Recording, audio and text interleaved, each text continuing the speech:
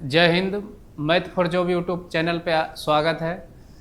आज हम लेकर के आए हैं राष्ट्रपति से संबंधित सवाल जो बिहार पुलिस, बिहार एसएससी या बीपीएससी में अभी रिसेंट जो 25-24 में एग्जाम हुए उनमें जो भी प्रश्न बने हैं उसको लेकर के आए हैं। इसमें थ्योरी और एमसीक्यू दोनों को साथ साथ रिवाइज करते हुए चलेंगे।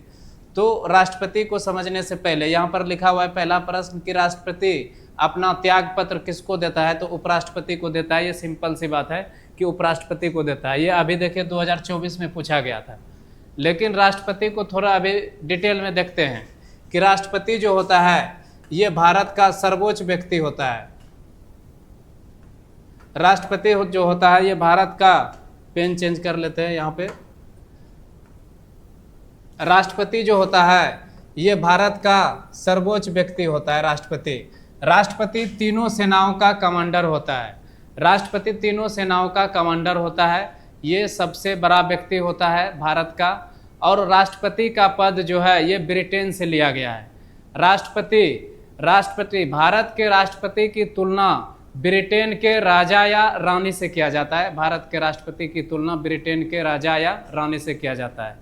उसके बाद भारत के राष्ट्रपति जो होते हैं ये संवैधानिक प्रमुख होते हैं और ये नाम मात्र का प्रधान होता है राष्ट्रपति। और राष्ट्रपति बनने के लिए जो हमें न्यूनतम आयु चाहिए वो 35 वर्ष पूरा होना चाहिए। राष्ट्रपति बनने के लिए न्यूनतम आयु 35 वर्ष पूरा होना चाहिए।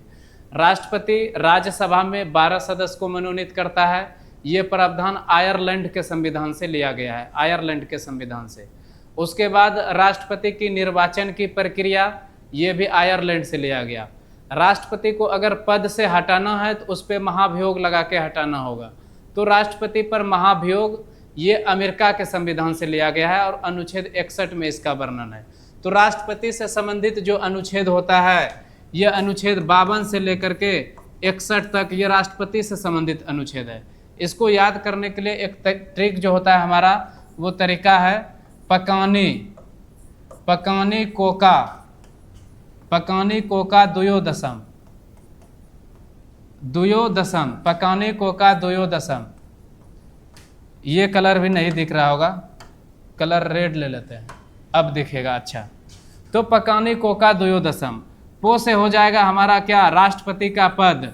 उसके बाद का से हो जाएगा राष्ट्रपति जो होता है ये कार्यपालिका का प्रधान होता है, कार्यपालिका का प्रधान होता है। नी से हो जाएगा राष्ट्रपति का निर्वाचन, राष्ट्रपति का निर्वाचन। को से हो जाएगा राष्ट्रपति का कोटा, राष्ट्रपति का कोटा। और का से हो जाएगा राष्ट्रपति का कार्यकाल जो 5 वर्ष का होता है, कार्यकाल, राष्ट्रपति का कार्यकाल। दू से हो जाएगा राष्ट्रपति फिर से दोबारा निर्वाचित हो सकता है, फिर से वही प्रक्रिया से गुजरना होगा। उसके बाद यो से हो जाएगा राष्ट्रपति का योग्यता, कि राष्ट्रपति बनने के लिए क्या योग्यता होना चाहिए। दो से हो जाएगा राष्ट्रपति की दशा एवं स्थिति। सो से हो जाएगा राष्ट्रपति का शपथ ग्रहण, कौन उसको शपथ दिलाएगा। और मो से हो जाएगा राष्ट्रपति का महाभियोग, ये हटाने की प्रक्रिया है, अमेरिका से लिया गया है। तो इस तरह से पकानी कोका द्वयोदशम याद रखेंगे, पकानी कोका द्वयोदशम। और इसको अब क्रम से लिख देंगे। 52 से 61 तक देखें कि हमारा राष्ट्रपति का अनुच्छेद है। तो राष्ट्रपति का पद 52 में, राष्ट्रपति कार्यपालिका का प्रधान होता है 53 में। उसके बाद राष्ट्रपति का निर्वाचन 54 में, राष्ट्रपति का कोटा 55 में। इस तरह से लिखने के बाद देखिए कितना आसान हो गया। राष्ट्रपति का कार्यकाल 56 में, राष्ट्रपति दोबारा से निर्वाचन होगा ये 57 में, अनुच्छेद 57। राष्ट्रपति का योग्यता अनुच्छेद 58, राष्ट्रपति की दशा और स्थिति अनुच्छेद 59। उसके बाद राष्ट्रपति का शपथ ग्रहण अनुच्छेद 60 और उस पर महाभियोग जो लगेगा वो अनुच्छेद 61 में लिखा हुआ है। तो ये हमारा देखिए राष्ट्रपति से संबंधित सभी आर्टिकल क्लियर हो गया। ये इस तरह से आर्टिकल याद हो गया। उसके बाद आता है कि राष्ट्रपति क्षमादान किस अनुच्छेद में है, तो ये 72 में है क्षमादान, राष्ट्रपति का क्षमादान। उसके बाद 123 के तहत राष्ट्रपति अध्यादेश जारी करता है। जब संसद का सत्र नहीं चल रहा होता है तो अनुच्छेद 123 के तहत राष्ट्रपति अध्यादेश जारी करता है।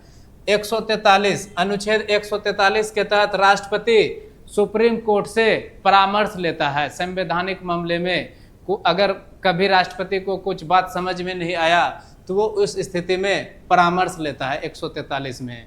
उसके बाद आता है 86, इसमें राष्ट्रपति का जो सामान्य अभिभाषण है वो 86 में है और विशेष अभिभाषण 87 में है। ये अभिभाषण की बात कहा गया है इसमें, आर्टिकल 86 में सामान्य अभिभाषण, 87 में विशेष अभिभाषण। तो आगे अभी अब सवाल से ही करेंगे इसको, तो आगे से अब एमसीक्यू करने में पूरा आसान हो जाएगा। तो हम बताएं कि राष्ट्रपति राज्यसभा में 12 सदस्य को मनोनीत करता है और लोकसभा में 2 सदस्य को मनोनीत पहले करता था एंग्लो इंडियन को, लेकिन इसको 104वां संविधान संशोधन किया गया और इस संशोधन के तहत ये एंग्लो इंडियन वाला प्रावधान को हटा दिया गया। ये संशोधन 2019 में किया गया था और ये लागू कंप्लीट कर दिया कब, तो 25 जनवरी 2020 से इस पद को पूरा कंप्लीट खत्म कर दिया। तो अभी केवल राज्यसभा में 12 को मनोनीत करता है और ये मनोनीत करने वाला प्रावधान आयरलैंड के संविधान से लिया गया। लेकिन इस क्वेश्चन के हिसाब से क्या हो जाएगा, तो टोटल 14 सदस्य मनोनीत होता था पहले, 12 राज्यसभा में, लोकसभा में 2। तो इसका आंसर ये हो जाएगा उस समय के हिसाब से। लेकिन अब ऐसा क्वेश्चन नहीं पूछा जाएगा ये क्वेश्चन अब केवल राज्यसभा का पूछेगा।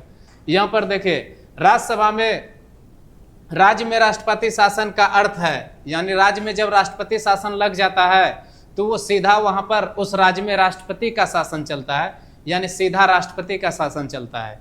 आगे देखिए, यहाँ पर कहा गया है कि राष्ट्रपति देश की सलाह से लोकसभा को भंग कर देता है। तो राष्ट्रपति प्रधानमंत्री से सलाह लेकर के लोकसभा को भंग करता है, तो प्रधानमंत्री की सलाह पर राष्ट्रपति लोकसभा को भंग करता है। आगे देखिए, राष्ट्रपति को पद की शपथ कौन दिलाता है, तो जो सीजीआई सुप्रीम कोर्ट का जो हमारा मुख्य न्यायाधीश है वो राष्ट्रपति को शपथ दिलाता है। आगे देखिए, यहाँ पर कहा गया है कि संविधान के किस संशोधन द्वारा राष्ट्रपति मंत्रिमंडल की सलाह को मानने के लिए बाध्य होगा। तो यहाँ पर देखिए, मंत्रिमंडल राष्ट्रपति को सलाह देता है, अनुच्छेद 75 में ऐसा कहा गया है कि मंत्रिमंडल राष्ट्रपति को सलाह देगा।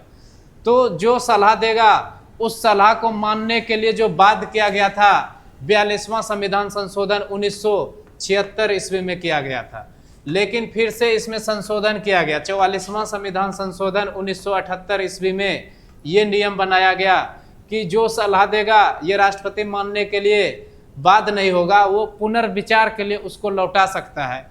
तो ये 44वां में कहा गया था कि पुनर्विचार के लिए राष्ट्रपति एक बार उसको फिर से लौटा सकता है, लेकिन मानने के लिए बाध्य किया गया था इंदिरा गांधी की सरकार थी 42वां 1976 में। आगे देखिए, निम्नलिखित में से कौन सा संविधान संशोधन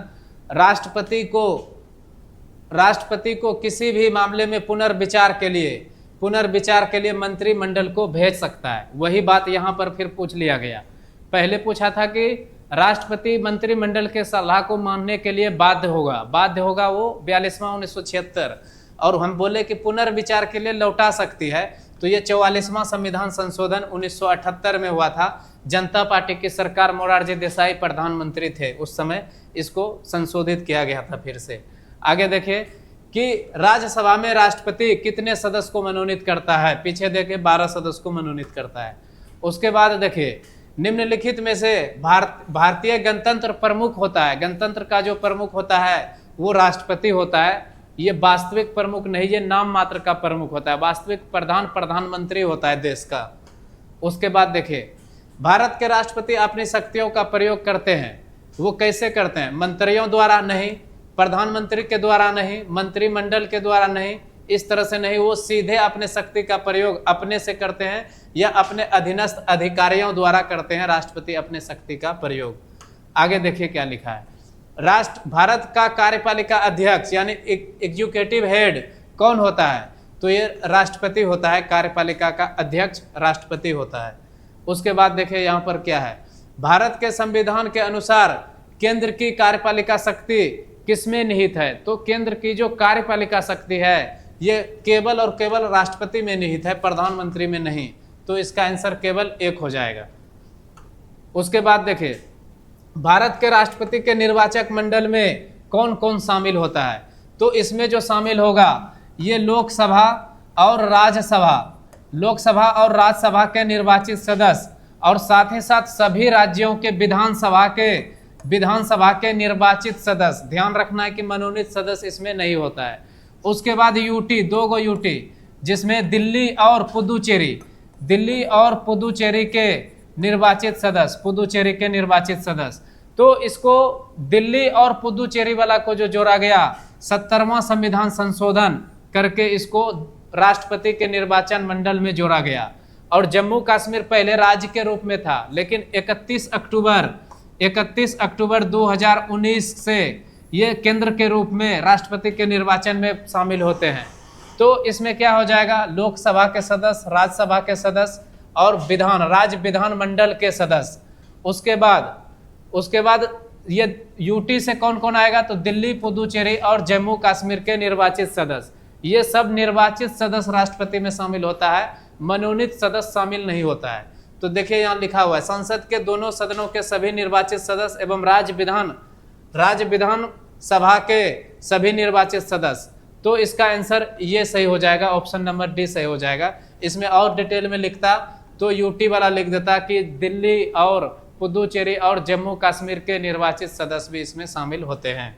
आगे देखिए, आगे लिखा हुआ है कि 70वां संविधान संशोधन करके राष्ट्रपति के चुनाव में किसको शामिल किया गया था। तो अभी हम पीछे बताए दिल्ली और पुदुचेरी को शामिल किया गया था। ये सब अच्छा लेवल का एग्जाम का सवाल है और सब रिसेंट का सवाल है। इस तरह से सवाल पूछे जाते हैं प्रीवियस ईयर में। और इसको अगर आपको डिटेल में पढ़ना है तो हमारा फाउंडेशन बैच चल रहा है उर्दू बाजार भागलपुर में, सुनील ट्रिक सेंटर के नाम से। यहाँ आकर इसको पूरा आप डिटेल में समझ सकते हैं। और ये टारगेट बैच भी चल रहा है शाम 4 से 6, वो बिहार पुलिस, बिहार एसएससी के लिए है। उसमें ये सब पूरा फाउंडेशन के रूप में पढ़ाते हैं। एमसीक्यू सिर्फ वीडियो बनाने के लिए, इसको आपको प्रैक्टिस कराने के लिए और कैसे सवाल पूछते हैं इसको दिखाते हैं। देखिए, एक बार नहीं बहुत बार ये सवाल रिपीट होता है, इस तरह से सवाल पूछता है। और इसमें क्या कहा गया है कि जब केंद्रीय मंत्रिमंडल ने 2002 ईस्वी में चुनावी सुधारों पर अध्यादेश में बिना किसी बदलाव के राष्ट्रपति को वापस भेजना तथा तब राष्ट्रपति ने भारतीय संविधान का कौन सा अनुच्छेद के अंतर्गत वो अपनी सहमति दी थी। तो हम आपको पीछे बताए, शुरू में ही बताए कि राष्ट्रपति अध्यादेश जारी करता है। तो वो अध्यादेश जो जारी करता है वो 123 के तहत अध्यादेश जारी करता है। 123 आर्टिकल 123 के तहत राष्ट्रपति अपना अध्यादेश जारी करता है। वही चीज यहाँ पर पूछा गया है कि अध्यादेश का जो इस्तेमाल किया था तो वो अध्यादेश किस अनुच्छेद के तहत, तो अनुच्छेद 123। आगे देखिए, यहाँ पर मिलान करने वाला ये बताया गया है कि फखरुद्दीन अली अहमद किसके साथ, यानी इसका शासनकाल क्या था। तो जब इंदिरा गांधी सरकार में थी तो राष्ट्रपति फखरुद्दीन अली अहमद था जब 42वां संविधान संशोधन 1976 हुआ था। तो 1 का 2 हो जाएगा। 1 का 2 देखिए यहाँ नहीं है, और जो ऑप्शन रहता हम उसको भी काट देते जिसमें पहले 2 नहीं है। उसके बाद नीलम संजीव रेड्डी जो था, ये नीलम संजीव रेड्डी 44वां संविधान संशोधन 1978 ईस्वी में मोरारजी देसाई के साथ काम किया था। तो 77 से 82 वाला इसमें आ जाएगा, यानी कि 2 का 3 हो जाएगा। 2 का 3, बी में 3 चला जाएगा। तो बी में 3 देखिए यहाँ पर है, इसको तो पहले काट दिया और ऑप्शन ही नहीं है। उसके बाद ये जाकिर हुसैन तीसरे नंबर के राष्ट्रपति थे और इनकी मृत्यु पद पर रहते हुए हो गया था। ये प्रथम मुस्लिम राष्ट्रपति थे जाकिर हुसैन। तो जाकिर हुसैन तीसरे नंबर के थे। तो ये 67 से 69 हो जाएगा। ये कार्यकाल पूरा नहीं किया था, 67 से 69 हो जाएगा। तो सी का 4 यहाँ पर देखिए, सी का 4। तो इसका जो सही आंसर होगा ये बीबी गिरी का, तो अब ऐसे भी पता चल गया कि यहाँ पर है हमारा। तो इसका सही जो आंसर होगा, ऑप्शन कट गया है, 2 3 4 1, ये हमारा सही आंसर हो जाएगा। इस सवाल का सही आंसर 2 3 4 1 होगा। आगे देखिए, मिसाइल मैन ऑफ इंडिया की संज्ञा किसको दिया गया है। तो ये डॉक्टर एपीजे अब्दुल कलाम आजाद को मिसाइल मैन ऑफ इंडिया कहा गया है, एपीजे अब्दुल कलाम आजाद। आगे देखिए, मुख्य न्यायाधीश में किस एक ने राष्ट्रपति के रूप में कार्य किया है। तो ये सवाल पूछा गया, इसका कहना है कि कौन सा ऐसा मुख्य न्यायाधीश था जो राष्ट्रपति के रूप में काम किया था। तो जब राष्ट्रपति और उपराष्ट्रपति देश में अनुपस्थित दोनों रहते हैं तो इस स्थिति में राष्ट्रपति के रूप में सुप्रीम कोर्ट के मुख्य न्यायाधीश कार्य करते हैं, सुप्रीम कोर्ट के मुख्य न्यायाधीश। तो जस्टिस एम हिदायतुल्लाह जो था, इसको ये मौका मिला था, इसको ये मौका मिला था। जब जाकिर हुसैन की मृत्यु हो गई थी तो कार्यवाहक राष्ट्रपति बनाया गया था आगे वाला को। जब वो भी राष्ट्रपति के चुनाव में गए तो ये जस्टिस एम हिदायतुल्लाह जो था, इसको ऐसा मौका मिला था कि राष्ट्रपति के पद पे ये कुछ दिन के लिए कार्यवाहक के रूप में कार्य किया था।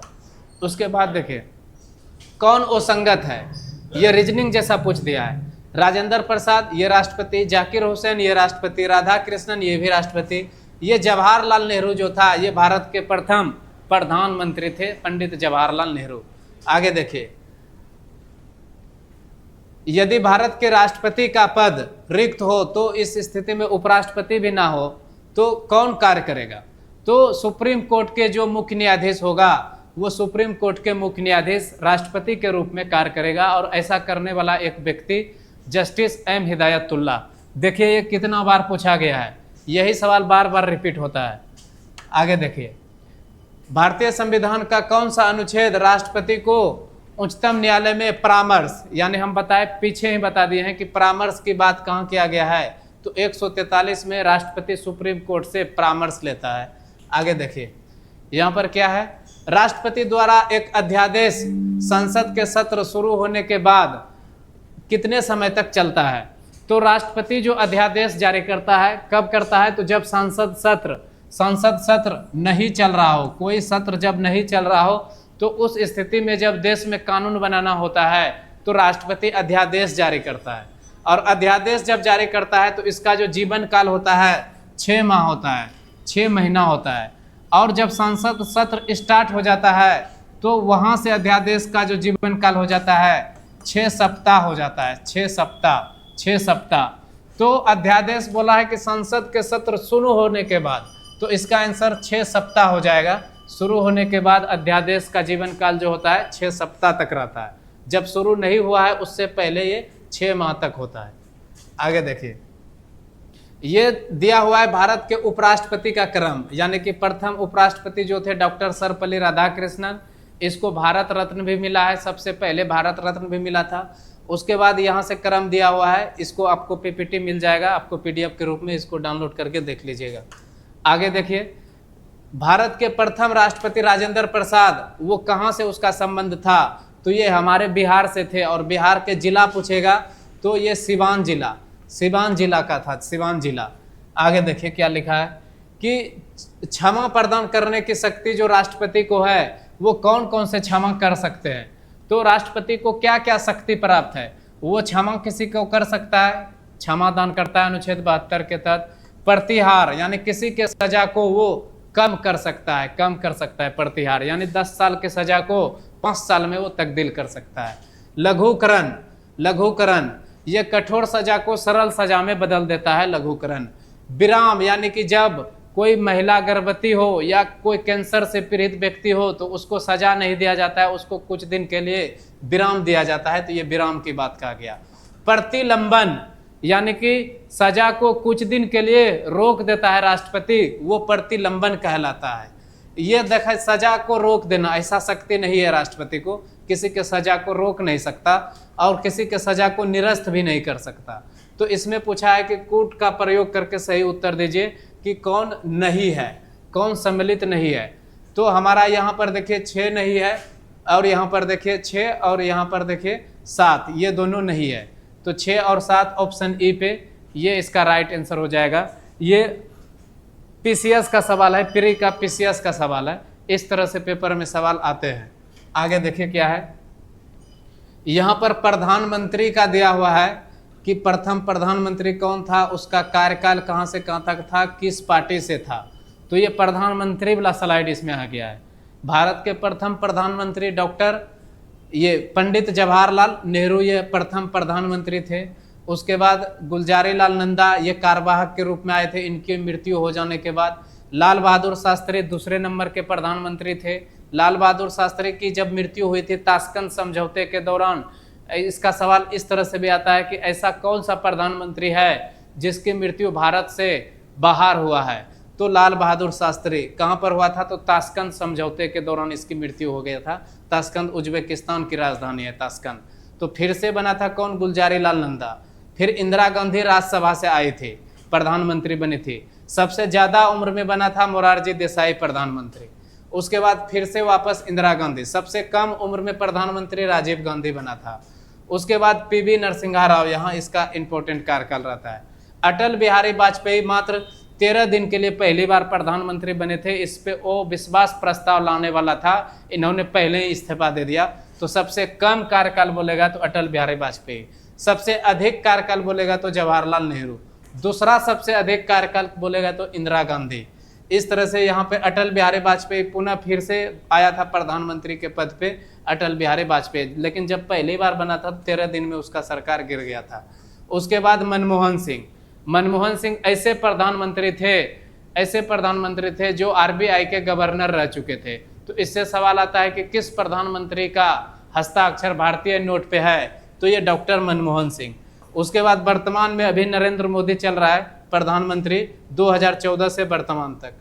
आगे देखिए क्या लिखा है, ये उप प्रधानमंत्री बना था, 7 टोटल उप प्रधानमंत्री, जिसमें सरदार वल्लभ भाई पटेल भारत के प्रथम उप प्रधानमंत्री थे। तो इससे सवाल आता है कि कौन उप प्रधानमंत्री नहीं रहा था, तो ये 7 का नाम याद रख लेंगे, सरदार वल्लभ भाई पटेल, मोरारजी देसाई, चौधरी चरण सिंह, जगजीवन राम, वाई चौहान, चौधरी देवीलाल, उसके बाद लाल कृष्ण आडवाणी। इसको अभी भारत रत्न हाल ही में दिया गया है, लाल कृष्ण आडवाणी जी को भारत रत्न दिया गया है।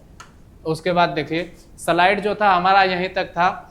इसको अगर फाउंडेशन के रूप में डिटेल में पढ़ना चाहते हैं तो उर्दू बाजार भागलपुर आप आके इस कोर्स को ज्वाइन कर सकते हैं। यहाँ पर पूरा फाउंडेशन बैच चल रहा है। साथ ही साथ शाम 4 से 6 हमारा बिल्कुल नया टारगेट बैच स्टार्ट हुआ है, उसमें अभी 2-3 क्लास हुआ है।